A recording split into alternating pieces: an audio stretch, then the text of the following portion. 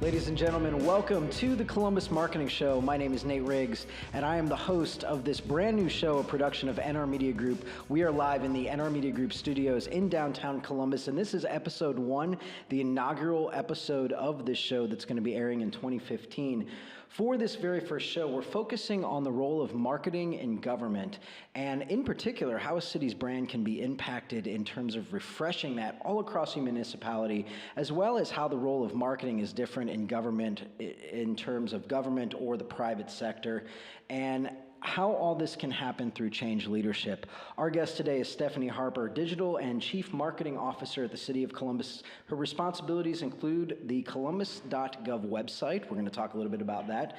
Digital marketing initiatives, CTV or Columbus Television, as well as special events, and of course, the branding of the city. Stefphanie has had a strong impact as a marketer in the local Columbus community, working in several positions that include Tech Columbus, Experience Columbus, and many, many more. We're going to talk a lot about that. Welcome to the studio, Stefphanie. Thank you. I'm so excited to be here and be your first guest. This is really cool. I mean, what an appropriate guest for the very first show of the Columbus Marketing Show, then the person who is responsible for marketing in Columbus. We are also launching a new segment of this show called Marketing Insights, and this week's topic is around budget planning for 2015. A report released by the Content Marketing Institute entitled 2015 Business to Consumer Content Marketing Trends in North America was released earlier this year. This is a collaboration between the Content Marketing Institute and Marketing Profs, and it is the 5th annual content survey of this kind. The responses were collected from July through August of 2014 for a total of 307 respondents. And one of the questions that piqued my interest in particular was approximately what percentage of your organization's total marketing budget, not including staff, is spent on content marketing today. On average, respondents noted about 25% of their budget is spent on content marketing, and over 59% of those marketers expect to increase that spending in 2015. So I want to turn to you, Stefphanie. How do you plan your budget for content marketing? You have a large marketing budget for the city. What percentage of that is allocated out to content alone? Well, I'll tell you, I think it's a misconception that we don't have a large marketing budget. And that has to do with so many different elements that are going on in the city and what kind of year it is and what the budget is going to look like. And for instance, for us, 2015 is going to be a little tighter than it's been in the past couple of years. So you have to look at things like, do we want to do content marketing or do we want to have firefighters? So when it comes down to that, we're really lucky that we have a lot of great staff and all the departments that can really help with the content. Not enough is invested into content marketing, I'm going to say. Maybe 10 to 15%, if I'm lucky. Of course, I'd love it to be more, but like I said, we have a lot of great staff, public information officers, and some of the departments have really good marketing people that really work with the content. So we're lucky that we don't have to rely on a lot of hard dollars to be allocated towards that content strategy. So you sit down and you look at this overall budget, and you have to deal with multiple different departments and divisions and various different staff members, not to mention facilities and equipment. How do you begin the process of planning a budget for a new year? It's tough because with the city, there's a lot of different initiatives that just come up in the year. So you kind of have to plan for the unknown.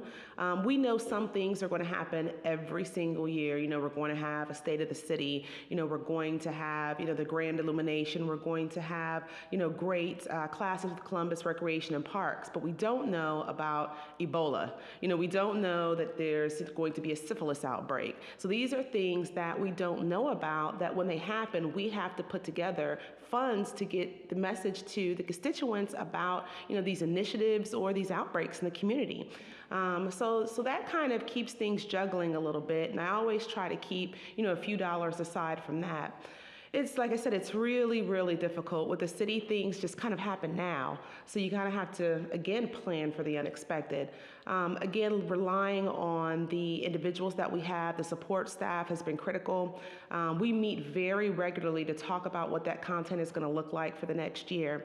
And aside from the contracts and the dollars that I have in my division, the other departments have some dollars as well. So that definitely helps. So you can go back to their departments and say, you may need to spend a few few dollars on this. But we try to be very economical because at the end of the day, we're here to provide stability and resources to the constituents, and we don't want to take away from any of the structure of government. You know, it's great that we're able to communicate on all different levels, especially digital, to provide them information, but we want to make sure that we're providing them the basic resources to be able to live a quality life here in Columbus.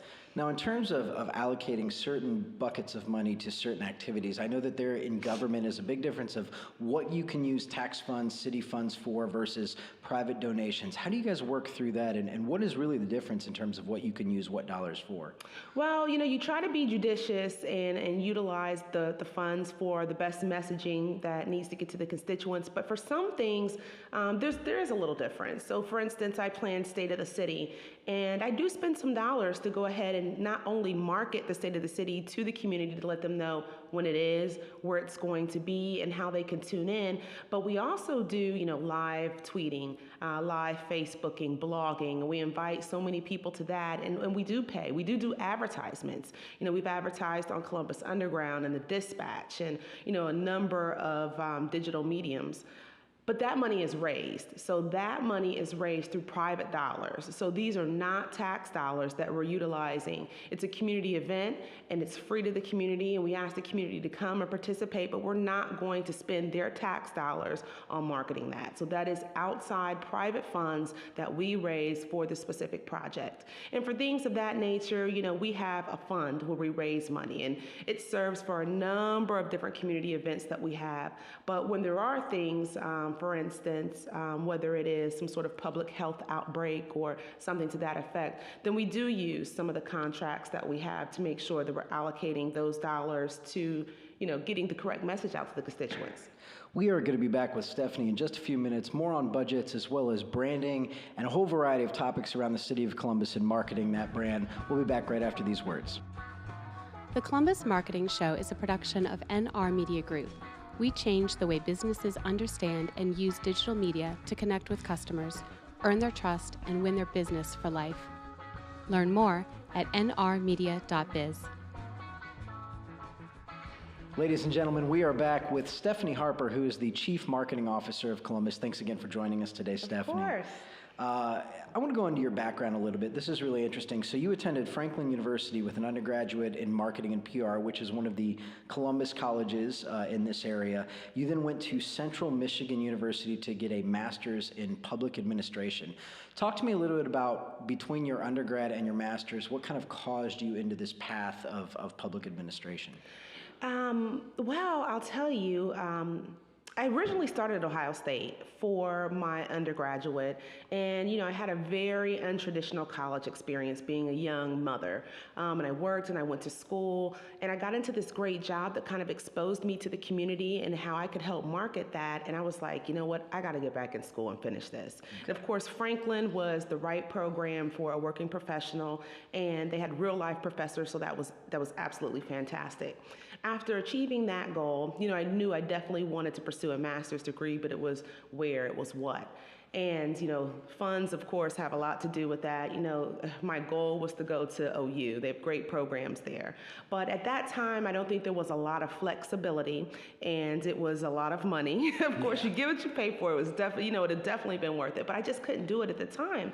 So I'm looking around for a great program, and I can't decide what it is that I want to do. You know, I know that I want to do something that touches the pulse of the city in various capacities, but I can't decide if this is going to be government or if it's going to be nonprofit. And at the time, I was leaning towards nonprofit. You know, I worked with several different community development corporations and national intermediaries that worked on creating communities. But there weren't nonprofit programs at the time. Okay. But there was public administration programs. And Central Michigan offered a wonderful program, not only here, because I took classes here online, but I also went to Michigan to finish it fairly fast. In my program at the time was the fire chief, Ned Pettis, who was pursuing his public administration degree too. So you had all sorts of professionals from different backgrounds that worked for the state, you know, that worked for the city, you know, I mean, a fire chief, for goodness gracious. I mean, That was just awesome. And it was a really great program. things were really applicable. As I look back now, they really applied to what I'm doing now. And there was even some focus on the nonprofit world. So it even talked about public-private relationships, which as a government, we really rely on, for the strength of the city. It was just a wonderful program, and I'm glad I did it. I kind of went back and forth with the MBA, but there were a lot of different elements that I'd say you could pull from an MBA, that you would pull from an MPA, and even a marketing, master's degree that were wrapped up in this, and I think it was best for me. It's interesting because you have a lot of professionals now looking at that online component of getting their master's degree. It's very, very challenging to just stop working for a period of 12 to 18, 24 months. So you've had the experience of doing that kind of online component, and I would guess that you were on campus occasionally Yes. for different groups. Talk to me a little bit about that experience. Is it something that you would recommend to others, or if not, what challenges did you face with that? Well, time management's always going to be the biggest challenge. For me, I was a working professional, so I worked full-time and I went to school full-time the entire time. However, it was great to be able to be on campus and get to know other people, because it kind of helps you determine what your next was going to be. Maybe you thought, hey, I want to work for a nonprofit, and then you meet someone at a nonprofit and you learn all the sorts of elements, like, maybe the computer's going to be down for a week at a nonprofit, or the elevator might not work, or some of the challenges that they face with funding. And so you learn different perspectives, but then you also learn the great things about it, the rewarding part about it. And a lot of the professors have worked in several different capacities. So I really think it's good to be in the classroom and get that real life experience. Now, because I am a working professional, well, I was a working professional and a student at the time, the online component was great. Yeah. But you can't underestimate it. Like, sometimes I thought, okay, I'm going to take this class online, it's going to be easy, and I would get my butt kicked. So it's just as challenging as a class that you would have face-to-face. So you have to put the same amount of time and effort into your online classes, maybe if not more, and you have to have the discipline, which I think is great, because at work, sometimes there's projects that you may take for granted and think they're going to be a piece of cake, and then you find out, what, this is the real deal. So I think that was a good thing with the online classes, but I was able to meet great people. I was able to participate on great group projects. And just like with the online program, sometimes when in government, we have 8,500, I think, employees. And I work with people sometimes that I've never seen before, but we communicate via email or, phone, and it's the same with online marketing. You'll have a group, or classes. You'll have a group that you're working with for a project that you're never going to see, but you work together as, co-workers to complete this project. It's interesting that experience in terms of your degree kind of catapulted you into this position where now you're using a lot of that same communication processes that you were there. So let's talk a little bit about your role in government. How does marketing in a government entity differ from marketing in the private sector or in any of the other companies you've been in? Yeah, it's tough. I'm going to tell you that. I mean, first of all, you got bureaucracy, and I've worked in environments where there were significant dollars dedicated to marketing, and it was great. You decide that you're going to work on this initiative or this strategic plan, and hey, the money is there, and let's hire these people, and let's get this done, and it's fluid. Not like that in government. You really have to justify, the reasoning for moving in this direction. And I go back to saying, hey, are we going to market all of the resources and everything great that we have in government? Are we going to market the recreation centers? Are we going to have a new police class? So you have to look at things in that aspect. And of course, you never can argue about having safety. Safety is a fundamental need for Americans and for everyone around the world. So how do you navigate that? But I'm lucky because I work for a mayor who really believes in he believes in what I'm doing. He believes in Columbus, and he believes that we need to grow the city, not only internally, but externally, to people coming and staying and visiting and bringing conventions and hopefully the DNC. And that helped a lot. We had an exciting time in 2012 as we were creating an identity for the city leading up to the bicentennial. And that kind of shed some light not only on us as a city government, but on a lot of the corporate partners and community leaders as well, that, Columbus is great and we need to take it to the next step, and that's going to be defining an image and a strategy. And as a part of that, the mayor really wanted to adopt that, and it helped a lot. And it enabled me to make the necessary change to make certain that we followed suit with the rest of the city. And not only followed suit, but we're a leader. No one expects that from government. I mean, if you look around the country, you see all these, great cities, and a lot of them don't have chief marketing officers or marketing departments, or, spend a lot of money on content strategy. Now, the great ones do, the ones that you see in the news or you hear a lot about, but look at some of the Midwestern cities, and Columbus has definitely been a leader. And that's because we have a great leader like the mayor, Michael Coleman, who really believes in promoting Columbus and all the great resources we have. We've been able to work with great companies like Falger-Moortine, who've helped us, communicate our message. We've been able to work with Fathom, who have helped us digitally. And that's really helped us not only get the message out here internally about all that we have to offer, but externally as well. We've been recognized by several papers and are always in the Atlantic or the New York Times and, Forbes and so many other accolades that we receive around the world. And it's really because his leadership, that have helped us to be able to do that. It's fantastic. One of the things you mentioned early on was this idea of bureaucracy, which I think whether you're on government, nonprofit, corporate, you're very familiar with that term. You're very familiar with the idea of before I can make anything happen, I have to work up the chain and I have to get buy-in on this. One of the projects that you got buy-in for was the rebranding of the city of Columbus. Talk to me a little bit about that initiative. How do you rebrand an entire city? It was the toughest project I've ever worked on in my entire life. When I got to the city, we did not have any marketing structure or branding structure at all. There were no guidelines. There were no logos. We had all these departments siloed off doing their own thing with their own message, with their own logos, with their own identities. You would go to a web page and it wouldn't even look like you were in the city of Columbus anymore. So it was helter-skelter. And as a marketing person, I just couldn't live like that. And people don't look at the city as a business, and it is a business. And I was fortunate enough to be able to bring that thinking, into our everyday mentality at the city. And it was tough because you have people that have worked here for 30 years, through several administrations, and I'm telling them the way we're doing things is not the way it should be. And the way to do that without isolating yourself, and there were a lot of times where I didn't make friends. You have to create that buy-in. So I created a group. We created a group, I'll say, of ambassadors, so to speak, maybe someone from every department to talk about, where the city should go from a branding perspective, to to put together focus groups and a brainstorm and to sit in with Falger-Moortine. And it really helped because they felt like a part of the project. I didn't come in and say, this is what we're not going to do. But they were a part of deciding how the city was moving forward, and that made all the difference. So, Stephanie, in your mind, what is the position of the city of Columbus in terms of brand positioning? Well, we have to be a little bit careful because there's so many people that do things almost in the same capacity as us without doing it in a legislative capacity.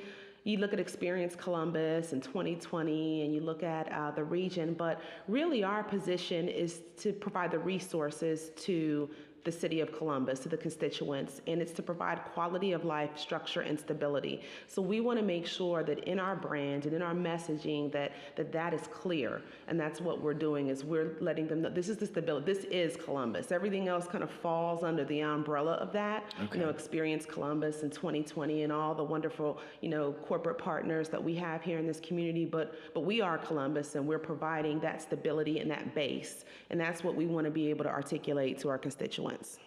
And so let's talk a little bit about the actual visual representation of that. A lot of people, if you're driving around town, you've seen the Columbus logo with the us part accentuated. Mm-hmm. I believe there's a star over the middle of that. Yes. Talk to me a little bit about that concept and what meaning does that carry?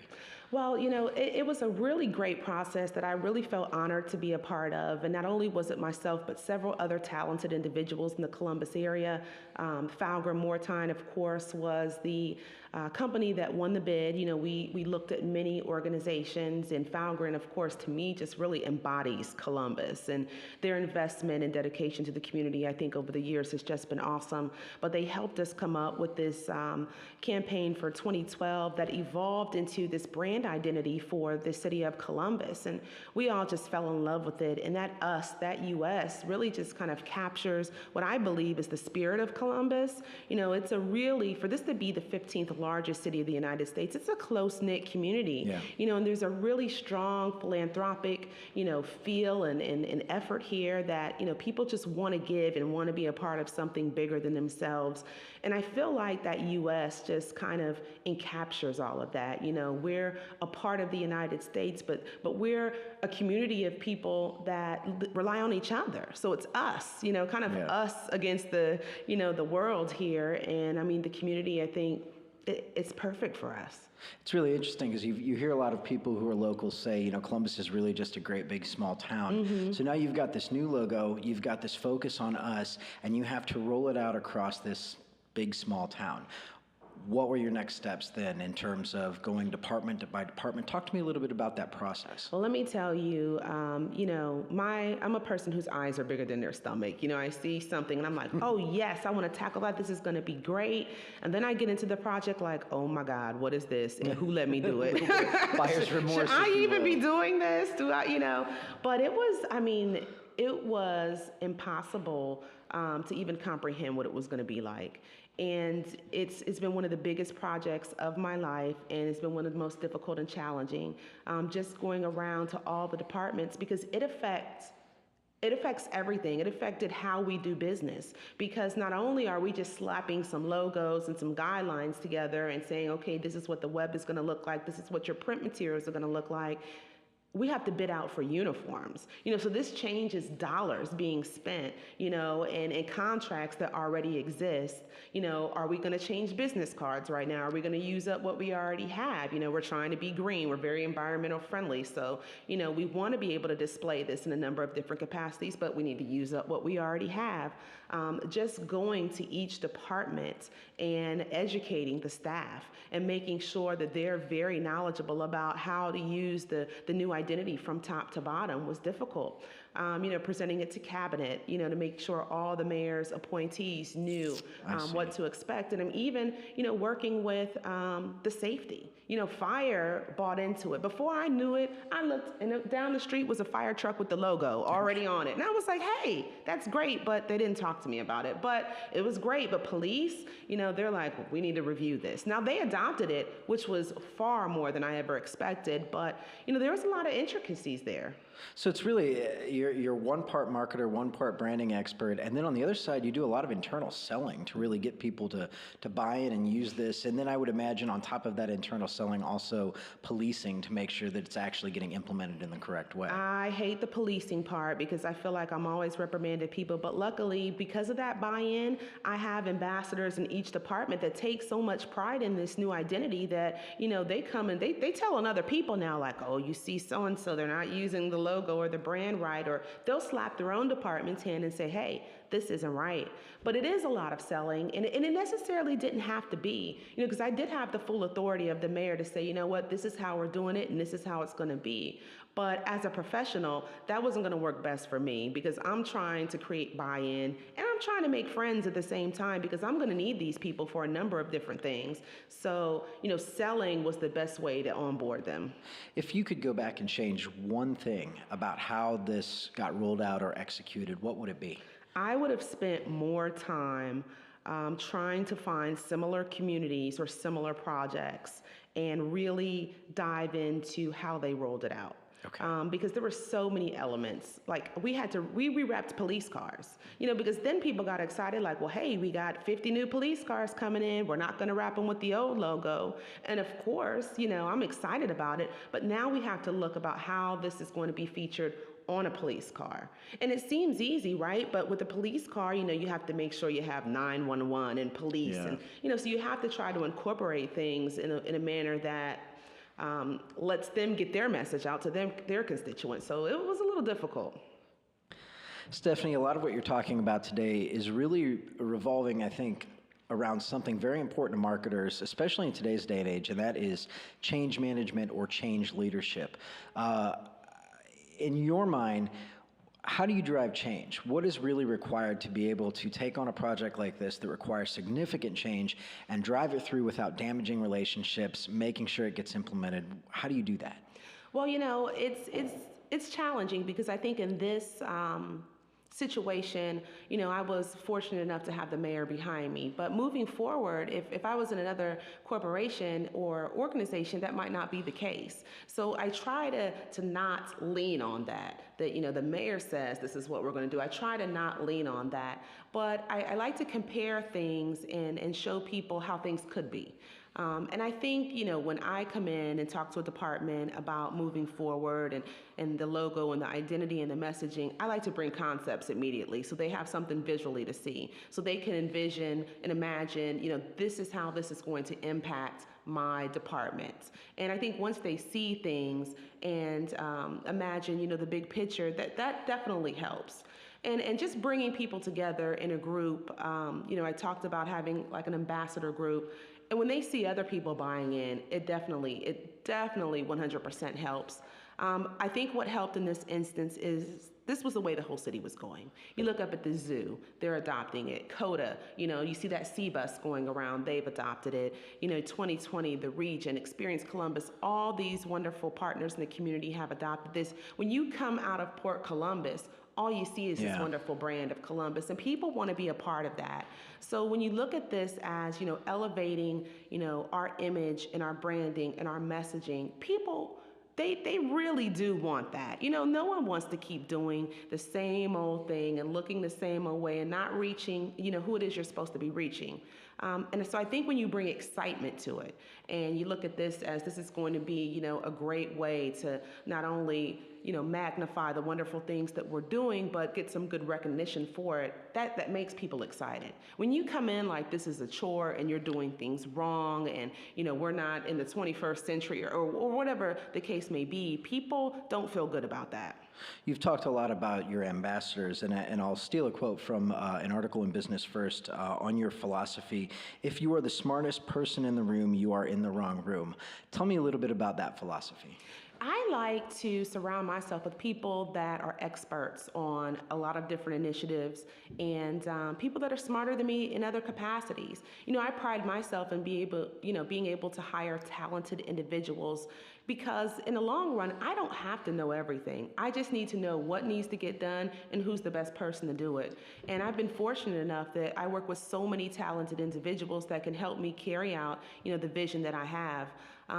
There was someone that told me a long time ago, I worked at Tech Columbus and I worked for this gentleman named Will Endes, and at the time I was charged with putting together a content management system for Tech Columbus. I had no idea what I was doing. Like it was the first time, I had been charged with something to me that significant for an organization, and I worked with another individual at Tech Columbus, and he helped me tremendously.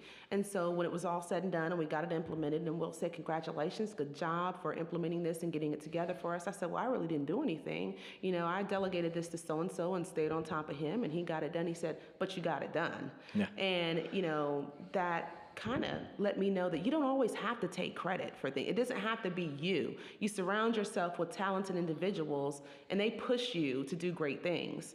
I'm very fortunate. My employees come to me all the time and they ask me things like, "Well, should we do this?" And I'm like, "You're the expert. You sell it to me and give me the pros and cons and why we should move in this direction, and then I'll make a decision." But they're experts, and because of them, we've been able to do some great things.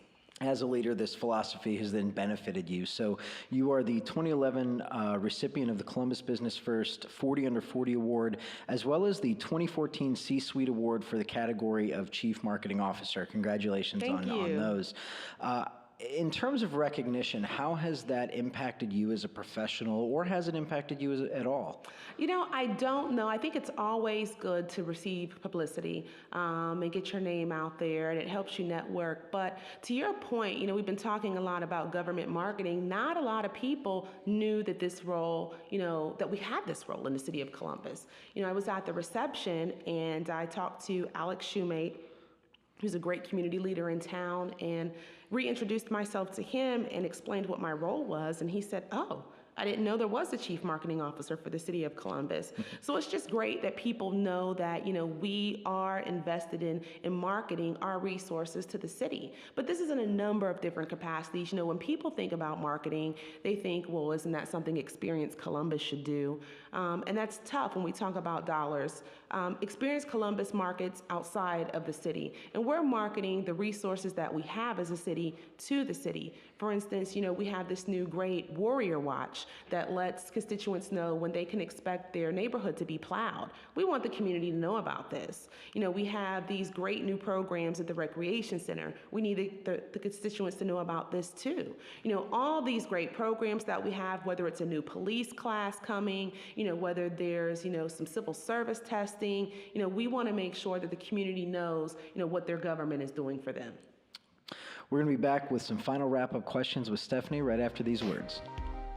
Cisco estimates that by 2018, video will represent 79% of all internet traffic. Take your marketing program to the next level by engineering video content libraries that are strategically designed to drive traffic, convert customers, and build lasting brand loyalty. Get a sneak peek of the Video Engineering Playbook, a new book by Nate Riggs. Download your free sample chapters by clicking this link. We are back with final words with Stefphanie Harper. Stephanie, I have to ask this. What does Columbus as a city mean to you personally? It means so much. I've really been blessed to work in so many capacities here. I've worked in community development. I've worked in marketing the city from a tourist perspective. I've worked on the entrepreneurial side, and now working for the city, I feel like I get to work in all those capacities. And it's home, and it's a great place to live, work, and raise a family. And I know that's such a cliche here for us because we say it all the time, but it's a dynamic city.